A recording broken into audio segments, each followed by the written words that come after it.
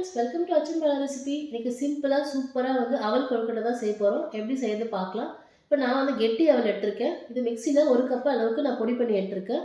இப்போ ஒரு பேனில் 2 ஸ்பூன் எண்ணெய், கொஞ்சமாக கடுகு, 2 ஸ்பூன் உளுத்தம் பருப்பு, 2 ஸ்பூன் கடலைப்பருப்பு, 2 பச்சை மிளகாய் பொடியாக நறுக்குனது காரத்துக்காக, கொஞ்சமாக கறிவேப்பிலை இதை ஆட் பண்ணிவிட்டு நம்ம பொடி பண்ணியிருக்க அவலை லைட்டாக வறுத்துக்கலாம். இப்போ வறுத்த பிறகு தண்ணி சால்ட் ஆட் பண்ணி கொதிக்க வச்சுருக்கேன். அந்த தண்ணியை இது கூட மிக்ஸ் பண்ணிக்கலாம். மிக்ஸ் பண்ணிவிட்டு கட்டி எதுவும் இல்லாமல் நல்லா மிக்ஸ் பண்ணிவிடுங்க. மிக்ஸ் பண்ண பிறகு நம்ம பிடிக்கிற அளவுக்கு வந்ததுன்னா இப்போ சின்ன சின்ன உருண்டைகளாக உருட்டிட்டு நம்ம பிடி கொழுக்கட்டை மாதிரி பிடிச்சிட்டு இட்லி பாத்திரத்தில் வேக வச்சு எடுத்துக்கலாம். இப்போ பிடிச்சாச்சு. இந்த மாதிரி ரெடி பண்ணி வச்சுட்ட பிறகு இட்லி பாத்திரம் நல்லா தண்ணி கொதித்த பிறகு நீங்கள் 10 நிமிஷம் இந்த அவல் கொழுக்கட்டையை வச்சு எடுத்தீங்கன்னா சிம்பிளாக சூப்பராக ரெடி ஆகிடும். ரொம்ப டேஸ்ட்டாக இருக்கும். நீங்களும் இந்த ரெசிபியை ட்ரை பண்ணி பாருங்கள் ஃப்ரெண்ட்ஸ். ட்ரை பண்ணி பார்த்து எப்படி இருக்குன்னு சொல்லுங்கள். நம்ம சேனலை சப்ஸ்கிரைப் பண்ணிக்கோங்க. தேங்க்யூ.